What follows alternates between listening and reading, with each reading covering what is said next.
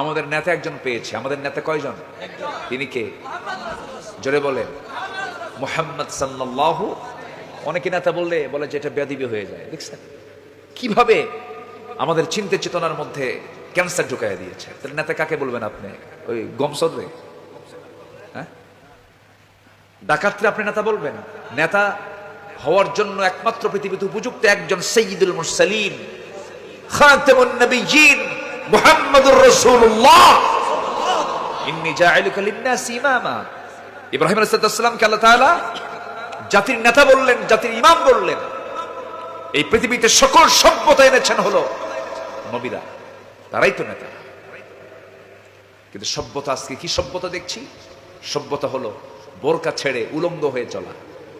কি সভ্যতা? দাড়ি কেটে বিকৃত পোশাক পরে চলাফেরা করে, এটাই হলো সভ্যতা।